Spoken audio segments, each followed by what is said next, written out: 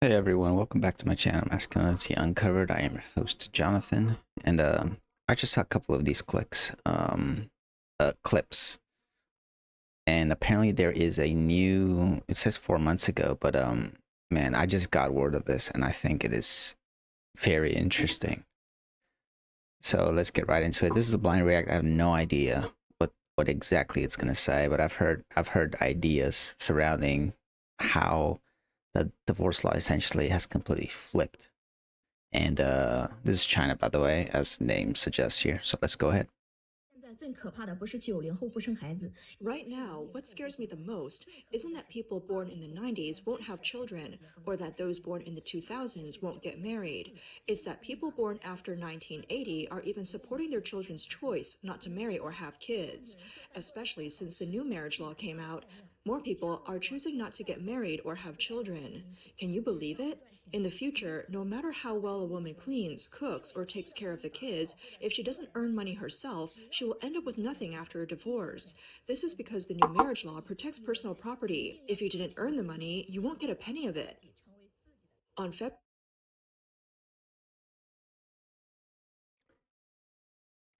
China is communist by cultural standards. So I cannot give the argument from the religious perspective, from the Christian perspective, but I can say this. Globally, women wanted the so-called equal rights. They wanted to be completely equal to men. In fact, they wanted to be better than men. They may not say it, but that's exactly what they're showing. And me, from an observatory perspective, I say, you know what? It's totally fine. I actually support your decision to do whatever you want. My only condition is later you cannot complain that it is hard. It is tough out here. Things are not what they used to be. You cannot. That is my only condition. Now, just 38 seconds in, I know exactly what they're about to talk about because now, for some reason, they're putting divorce as women being victims. So it makes you wonder. So that means before women were not victims in divorces? Does that mean men were? Let's keep going. February 1st, China's Supreme Court introduced the second judicial interpretation on marriage and family in the Civil Code, known as Marriage 2. On Chinese Hmm. social media, many people say that Marriage 2 is forcing women to wake up. They argue that the person who earns money gets the protection, that full-time housewives deserve to be treated like workhorses for men, that housework is seen as free labor, Does the marriage say that, or is that what they're saying about the law? and that women can Because I doubt the law specifically says that. not expect any compensation for the toll on their health from childbirth. The clickbait headline Isn't that the onus on women to choose better? Do men lie? Sure. But the divorces, I'm pretty sure, are extremely high before this law got passed on the women's side. So I'm not going to put my perfect opinion about this, but let's keep listening.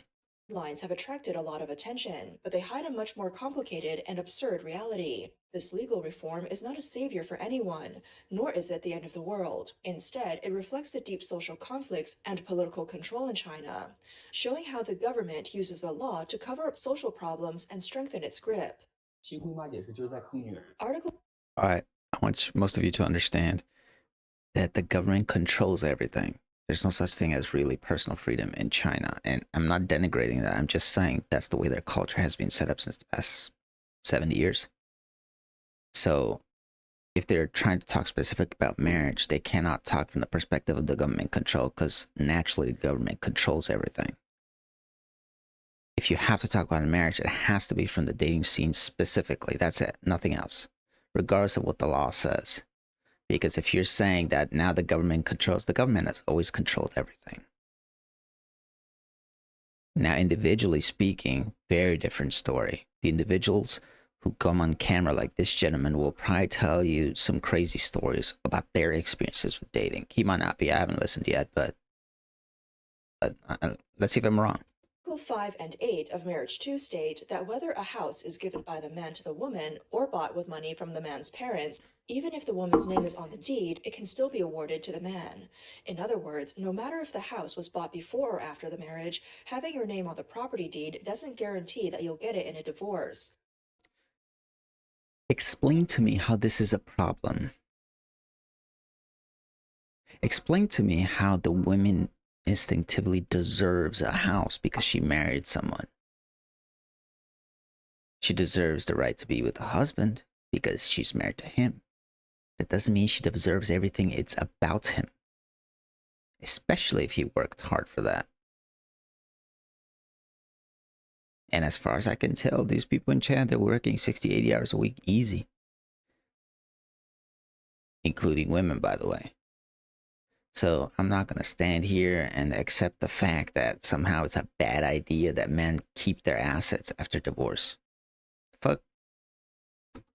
As long as you pay for it, the house will be yours. That sounds great, especially in a country where it takes the savings of 2 generations to buy a home. But in reality, it's not that simple.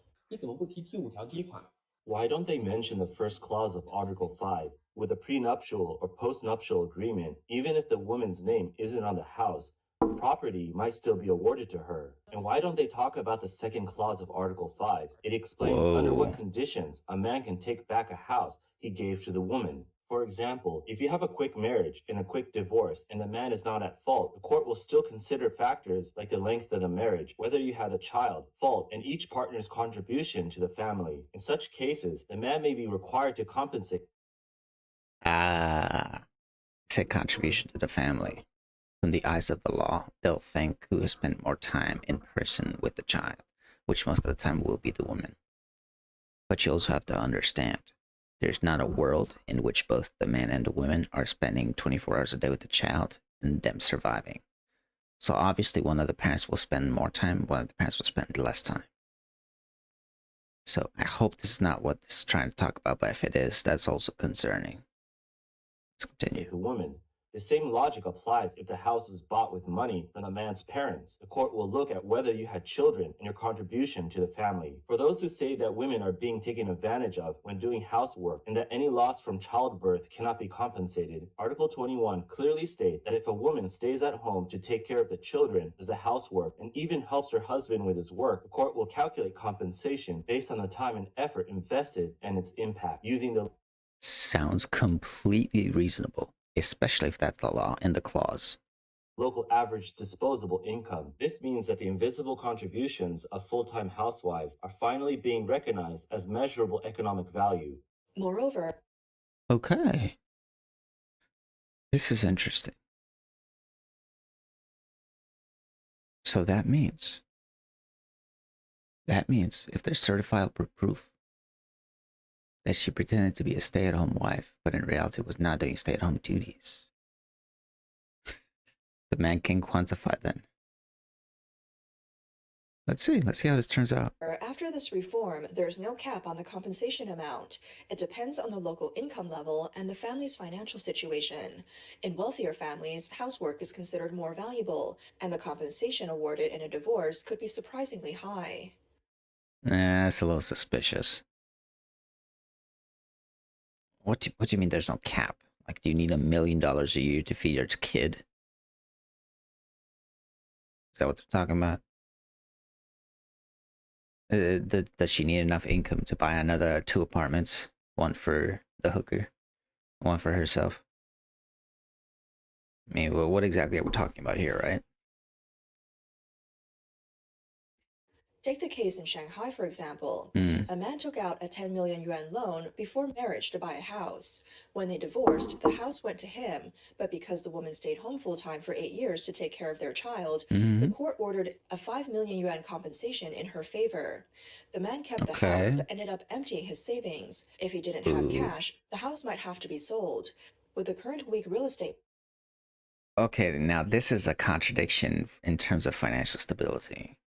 You kind of, this is another thing that I actually detest about what's going on in the United States, for example. It's like, if the man is clearly showing that he's working so and so many hours, and he has to now pay all this money in child support and alimony for whatever the reason may be, And then he's broke because he paid that. What's the point of doing that?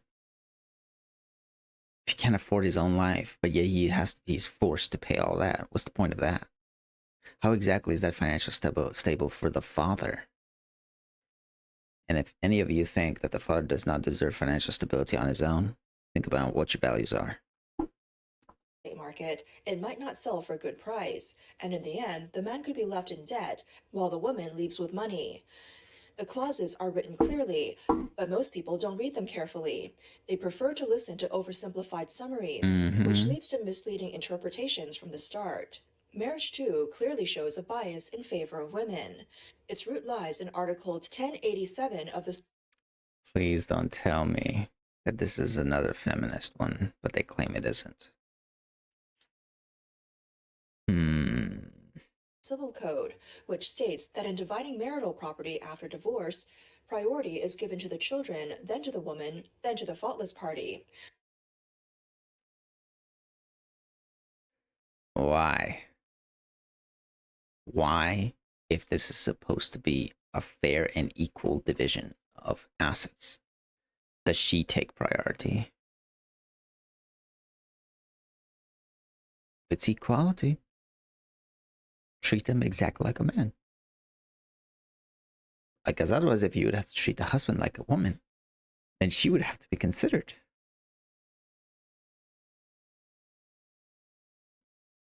With the woman even taking precedence over the faultless party. Why? Because the government doesn't care about who is right or wrong. What it fears is that women, after a divorce, might be left without money or skills, turning them into a potential social bomb. As a result, men are forced to pay a youth loss fee, and even the property of their parents might be divided by the judge under various pretexts. What? Ain't no way. Why? For instance, in one case, a family with assets of only 300,000 yuan ended up with a woman being awarded 500,000 yuan. The Ain't judge no simply way. extracted a childbirth fee from her in-laws' 700,000 yuan house. Just because the house is in his parents' name doesn't make it safe. These moves may be legal, but they're That is completely immoral. That is evil as hell. So you're telling me if I get married to a Chinese woman and I'm Chinese, right?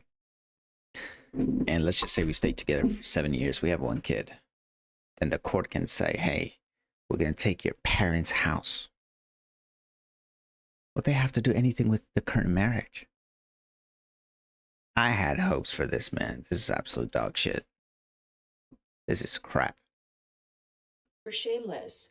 The government's so-called protection of the weak simply shifts the welfare that should be provided by the state onto individuals. Some people claim that the fact that the property goes to the one who paid for it solves the problem of scam marriages. While that does play a part, the real reason is that judges have always ruled on the idea that a man's money should make up for the woman's share. This isn't the judge's own choice, it's a requirement from above. For several years, cases have been decided this way, and the new law simply gives judges cover so they don't have to take the blame. With more people resisting, some judges have even lost their lives because of it. The new rules merely put those unspoken practices on the table. The 2013 case of Li Dashan in Beijing is a clear example. In Changping, Beijing, there were more than 40 houses on rural land, with the affordable houses valued at 1.96 million and the welfare houses at 1.28 million. After the divorce, his ex-wife took all of the affordable houses, barely leaving him with barely over 10,000 in Wow. compensation. It was outrageous, but completely legal. The case was handled by the well-known judge Ma Cai-yun, Of who was later course. killed in 2016 as a result of extreme backlash from such rulings. Let me make this abundantly clear. I think it is evil to intentionally murder anyone. But you cannot come here and tell me that when a bunch of men clearly know that there is a line that should not be crossed into evil territory, and a person like this is the operator of crossing that line, you're telling me those men who are completely, in many ways, justified in their reason to do something that would probably end them in jail forever, do you think they won't do it? If this is about fairness and justice, If it was truly fair and just, you wouldn't have a shit ton of people more than likely tried to revoke the decision, but were denied for whatever reason. I'm just speaking here from the guy's perspective. Maybe I'm talking out of my ass. Excuse me. Maybe I don't know anything. But I mean, let me listen to that again. Barely leaving him with barely over 10,000 in compensation. It was outrageous, but completely legal. The case was handled by the well-known judge Ma Cai-yun, who was later killed in 2016 as a result of extreme backlash from such rulings. Extreme backlash. Meaning there was talks, but she refused to review.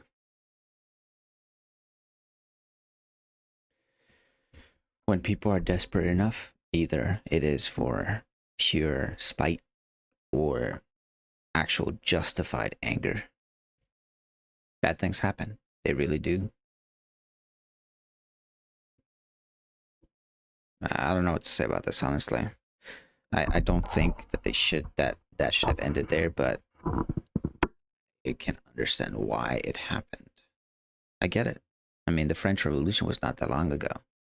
French Revolution was a pure anger movement because they were tired of the people in power. I don't know what to say except care for your citizens, man. When the citizens revolt, it gets bloody. Instead of rethinking these decisions, the authorities have now enshrined the bias in the new Marriage 2 rules to protect judges from criticism, fairness, and individual Oh my god, this is looking worse as it goes on. Why would they be free from criticism? cases simply does not exist. Stability is the top priority. The CCP's laws have never been about Stability. true justice. Judges' so-called discretionary power is just a mask for political will. Although the clause, the property goes to the one who paid, sounds appealing, in order to ensure the woman's future, the court will still take away the man's premarital assets and even his parents' money. With Yeah, this marriage law, it's not looking any good at all. Social Security unable to help these women, the ex-husband ends up carrying the burden. In first-tier cities, especially in places like Beijing where property is worth millions, middle-class families have long been targeted. Now, even liberal arts graduates from top universities find it hard to secure jobs, and marrying into a wealthy family has become a shortcut. In divorce, these women use claims like lost youth and household contributions to get more money. There are even online posts teaching people how to profit from divorce. For Wow. many middle-class families, while the older generation saved enough to buy several houses, the next generation might not be able to earn enough to protect that wealth, making them the perfect target. The new rules set guidelines on betrothal gifts and infidelity. Betrothal gifts go to the woman, and if one partner is unfaithful, they get a smaller share of the property. Any gifts given to a mistress must be reclaimed. This means that even without divorce, property can be divided during the marriage, and if a divorce happens, the husband might receive little or nothing. For the wealthy, this means both the wife and the mistress could end up taking money. In fact, this makes divorce cases as unpredictable as Schrodinger's cat. Until the verdict is announced, no one knows how much they will lose, and in reality, divorce costs for the rich have increased dramatically. Of A new course they trend has have. emerged online. Since women no longer care only about houses, they now focus on a man's height, looks, intelligence, and emotional skills. What used to be a marriage secured by owning a house now demands you to be over 180 centimeters tall, have an eight-pack, and even know how to speak romantically. Otherwise, no one will be interested. Some people think that these new rules will make Chinese people marry for love like those in developed Western countries. But in developed countries, low divorce rates aren't because the laws are amazing, but because the social safety nets are strong enough to allow marriages to be driven by emotion. No, the countries that have the strongest marriages have a foundation in religiosity. All of them. The United States is an exception. The United States is a powerhouse of feminism, and then they try to incorporate Christianity into it. It's all crap in the United States. But if you look at some of the Eastern Orthodox countries or Eastern religions, right? Like Christian Orthodox in places like Romania, Bulgaria, the Balkan countries, Russia, divorces are extremely low. I mean, we're talking under 25%. So change your culture, man. United States is a shit show. Don't get me started on that. But still. In China, if a woman leaves her job to stay at home and finds herself with no means after a divorce, marriage becomes a battleground of interests rather than one based on love. You know what?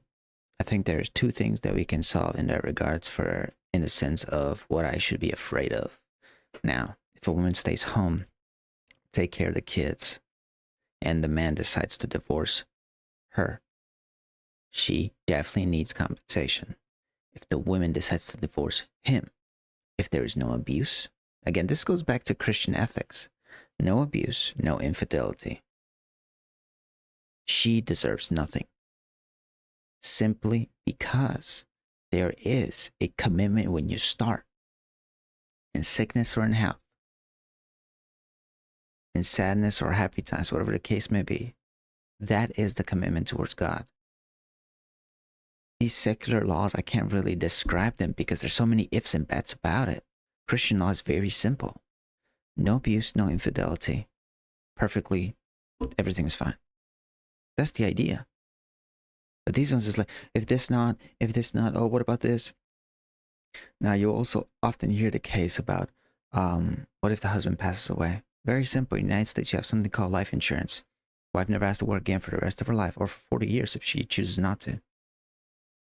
So there's ways around this. I'm just saying.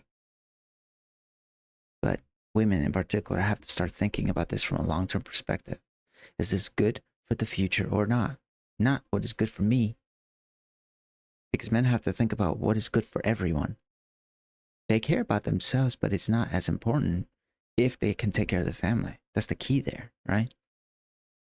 They would rather sacrifice their personal happiness and to live in a difficult environment if they know that there is a good end, end of the tunnel somewhere and they can finally see the light.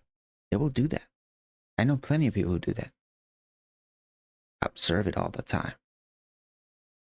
Women, I doubt it. They keep complaining about how unhappy they are. The guys, they laugh at the guys when they're with the girls. Tell their stupid jokes. Or try to degrade their men in front of other people. Oh, my husband just works. He doesn't help me at home. I could go on a rant, but I'm trying to finish this video, so let's go ahead. In reality, asking for a house when getting married doesn't mean that the woman is trying to scam the man, and not every man who depends on his partner is That's exactly what it means. deceitful. Some people simply want economic security or Economic security, make the decision to get married or not. If you don't believe in the sanctity of marriage, don't get married. It's not that complicated. But everyone, especially the feminists, wants to make it seem women are these delicate flowers that they can't decide things for them because they got tricked into it. Come on, man. Y'all gotta y'all start taking accountability. If men have to start taking accountability, so do you. If you got in a bad relationship, that's your fault because you allowed it. You were the other part of this deal. You should have seen the red flags. Who teaches red flags? Your father. You don't have a father, I can't help you.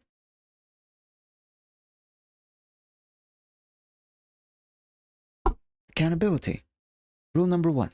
If men have to take accountability for their actions, you should too. And if you say this was the man's fault, you were at fault. Because every relationship has two sides of a story. So there is a clear delineation between what you experienced and what he experienced. So let's not play around with these words. It's for financial security. Get out of here, man. The financial security is you're with him, he provides for you. That's the financial security. Doesn't mean I'm going to buy you a car so you can go out whenever you want. What kind of bullshittery is that? Excuse my language. want to contribute through housework and childcare, efforts that are just as valuable. The new Yeah, rules on they household are. compensation protect these contributions and show that society is slowly recognizing the importance of this work. The real shock of China's new marriage law. What's crazy is we have never disregarded these values. Most men today will go to work for the sake of their families. They don't go to work for the sake of themselves. They couldn't care less about going to work. They only do because they need to pay bills. That's it. That's genuinely it. 70 to 85% of people absolutely hate their jobs. So you cannot come and tell me that, oh, men don't appreciate. You have no idea. I got 3 kids. I know what goes on. The appreciation comes from seeing them grow up healthy, happy, playing, smiles and giggles. Maybe some of you will never experience that. Sorry to hear that. But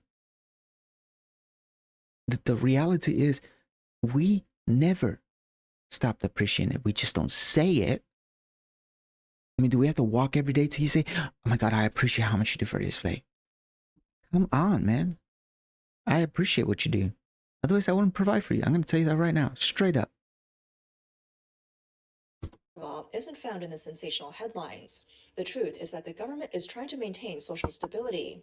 One of the most common problems in divorces is the snatching and hiding of minor children.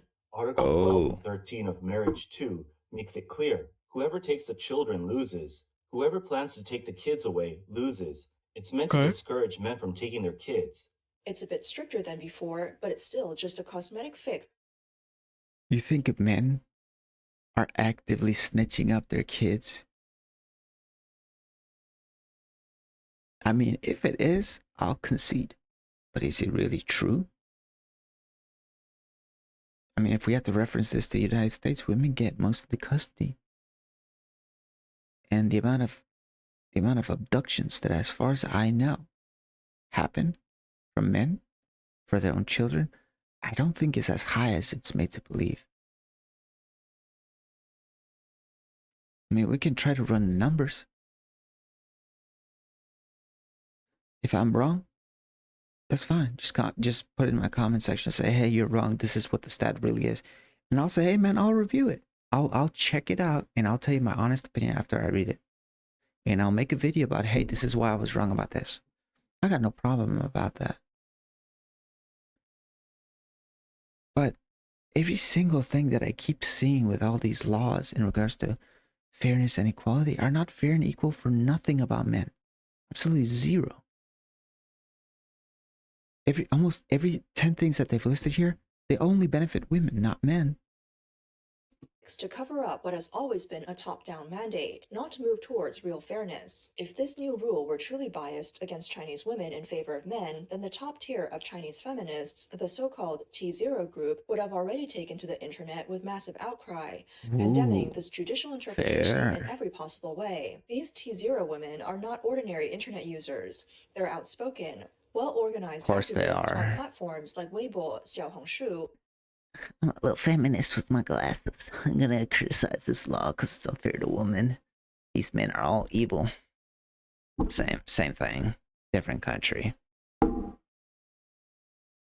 I guarantee you they have a look. You know, the pointy glasses at the end maybe have dyed hair or not, but I may be wrong. And Douban, known for quickly turning any gender issue into a major online storm. Of course. Yeah, right now, the online scene is surprisingly calm. There are no trending topics or overwhelming debates, only a few scattered complaints. This unusual quiet suggests that they do not see Marriage 2 as a monster at all. They may even have found parts of the law that benefit them. The T0s have obviously seen that Marriage 2 has not completely tilted to one side, so they are neither furious nor excited. It's a joke.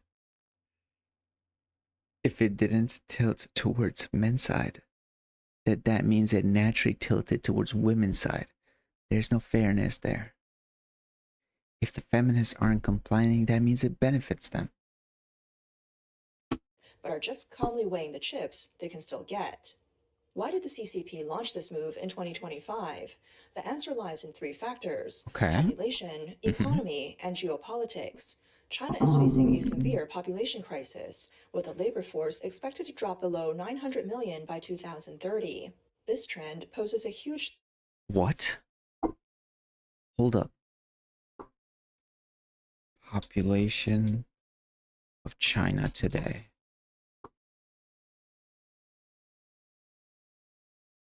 Please tell me This cannot be. Wait, what did they say? Sorry, it's a little bright. I apologize. Look at this. 2020 COVID, so to speak. Not a crazy decline, but oh wait, did they say birth rate? Geopolitics. China is facing a severe population crisis, with the labor force expected to drop below 900 million by 2030. This trend poses a huge threat to both the Wait, what? China is facing a severe population crisis, with the labor force expected to drop below 900 million by 2000. Okay, labor force. Labor force. Oh, sorry. Labor force. China today. China's labor force. How many million? Let's see if I can find it. Please tell me.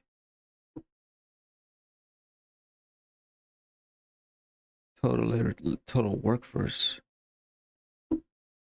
No. I might have to use Grok. I'm sorry. It's usually the best piece of information I can find. What?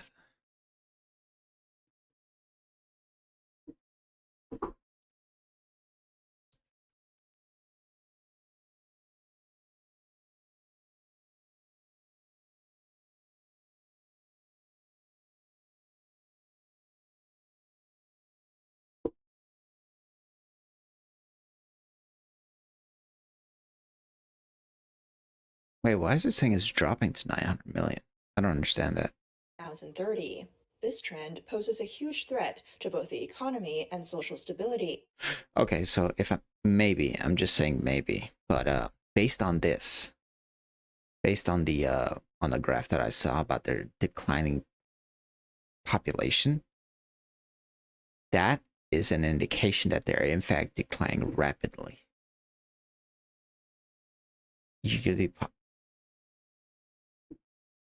Holy shit.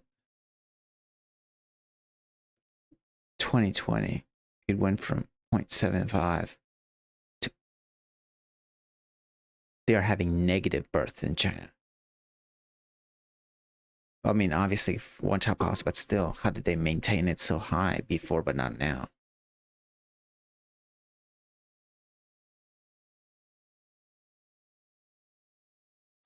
Oh, this is not looking good.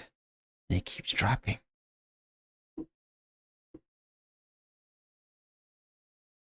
That is insane. So, I may be wrong, but what if in 5 years, what they're explaining is the amount of people who can work? I don't know how it correlates because right now the people who work is only about 775 million. How does that correlate? In the past, a woman's role in marriage was often seen as that of a housewife who depended on her husband's income and property as a safety net. But Mm-hmm. with a labor shortage, that model can no longer stand. The new True. rules change how property is divided in a divorce, weakening that safety net. For example, the division of property is now much stricter for the partner who does not work. This is designed to force women into the labor market. Without the And security of property, they it's the feminist position. Screw it. Go to work.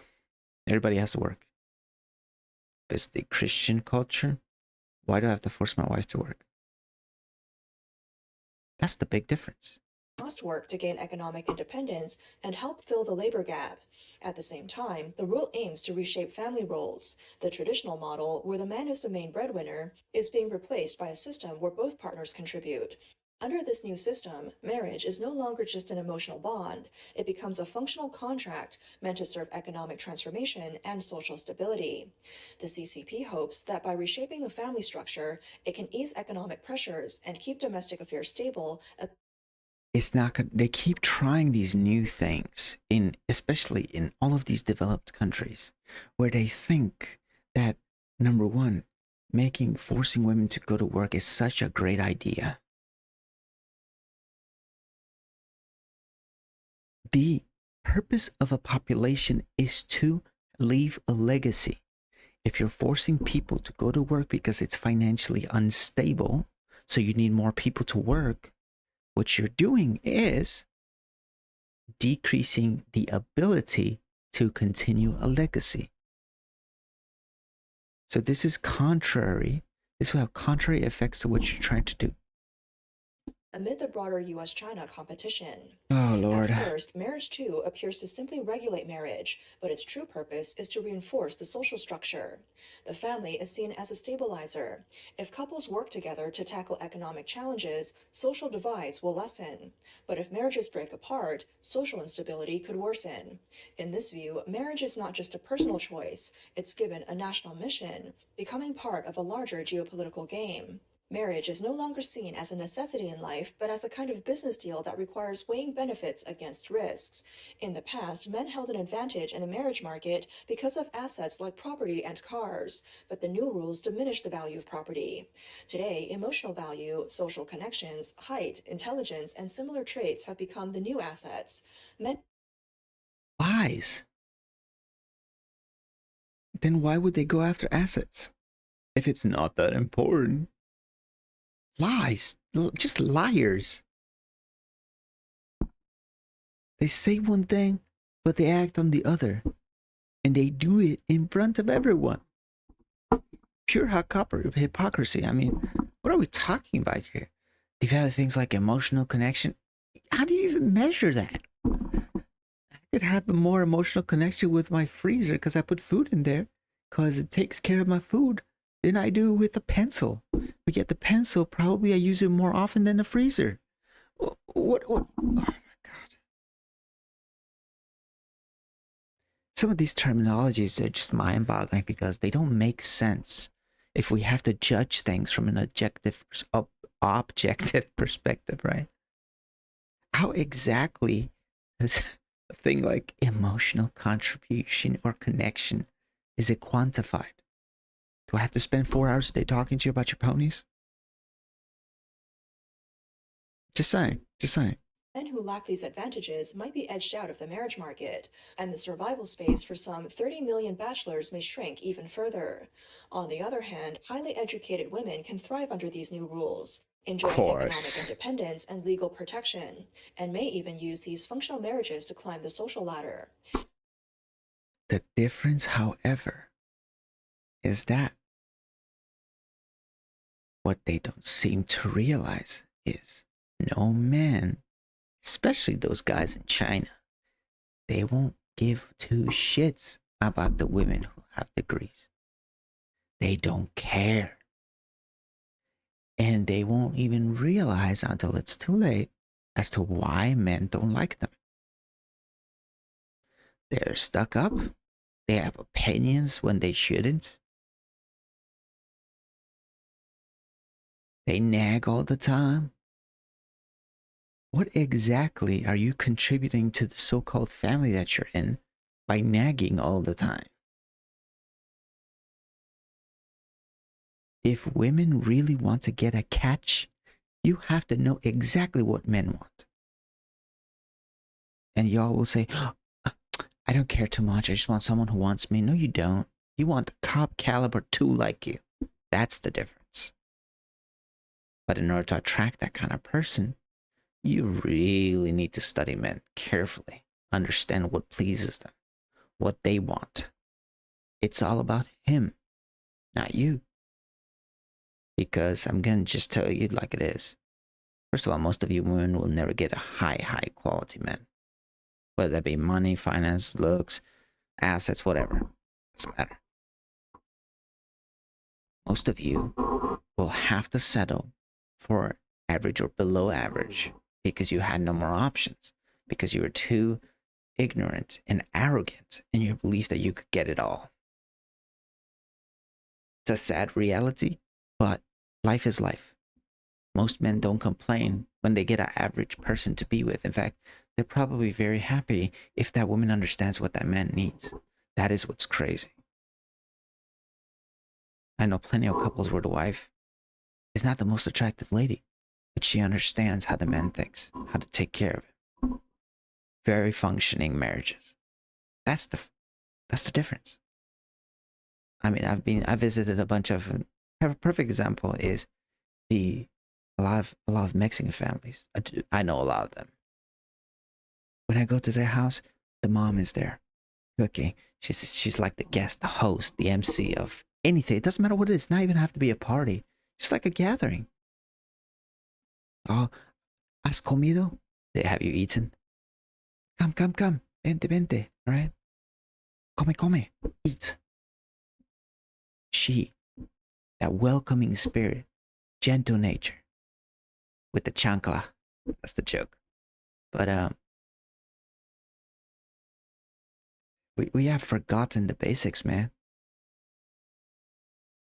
Uh, I'm gonna talk about this another day about this whole societal hierarchy, but just for now, just remember one thing: guys do not care about your social escalates. In fact, the more you have, the less attractive you are. The less you have, the more they perceive you to be a decent person to be with. Take that to your heart. Yes, there's going to be simps who are going to fawn over you, but remember, the quality men do not fawn over you. Be very careful. I've talked to some women about this and they seem to get it. They're young women, right? They're entering the marriage age, like 19, right? They understand exactly what I'm saying. And they made the right choice. They decided to focus on how to understand men. And they're thriving. They really are. I'll follow up with them in about every 6 months to see how they're doing. But take note, ladies. However, women who rely on marriage to change their fortunes face even greater risks. Prenuptial agreements, choosing not to have children, and open relationships are gradually becoming more common. Yeah. Marriage is no longer a lifelong commitment, but a customizable contract. The rise of the single economy is another major development. Products and services like mini appliances, single serving meals, and AI companions are quickly becoming popular. People are Oh, starting to Lord. redefine what happiness and success mean, moving away from the traditional family model. In the end, these new rules tear away the warm sentimental view of marriage and reveal its true functional and utilitarian nature. This brings us to a deeper question. With the old rules thrown out, it's time for everyone to redefine the source of their own happiness, whether through career success, personal growth, or exploring diverse lifestyles. Oh, Lord. This is going to end in disaster. I mean, societies collapse because of this. People forget what the purpose, right, is. Here from China Observer, Chinese modern women panic, gold diggers furious as new marriage law strikes. I mean, from the looks of it, this doesn't even seem like it's against women in general. In fact, it's more of a favor to them. But my personal opinion will still say the same. Gentlemen, if you are in a deep, desperate place that you don't know what to do with your life, forget everything else, focus on Christ. Find Christ. Ask the question, Christ, let me empty my soul to find you. That is where you should start. I am not the most attractive person. I am not the most fit person. I am not even the richest person. Something of something, right? But one thing I learned the hard way: nothing else really matters except what you are trying to achieve towards Christ. So empty your hearts and your souls to really deep down find out what's going on. That's the only way, especially for you gentlemen. For the ladies, the two of you who do watch me, I hope that you can really take my words to heart and understand the future is looking bleak. Make the right decisions. Your purpose should be to first find Christ and then ask Christ to find you the right man who can lead you. And once you do get that man, you make sure that you please that man to the high heavens. No questions asked. That's the only thing you should worry about. Jobs, can't help it. If you have to work, I get it. I respect it. But if you have the chance to be a stay-at-home mom, do not ever disregard that opportunity. Think of it as a blessing. It may be tough, it may be difficult, but trust me, there's nothing more satisfying for a man than seeing his wife happily enjoying taking care of her kids. I've seen it and I see it every day. Don't disregard the natural inclinations of motherhood. I wish you tremendous blessings and wealth and happiness. May Christ be with all of you, and may you always find a path back home. Thank you so much for your time. I'll see you on the next one.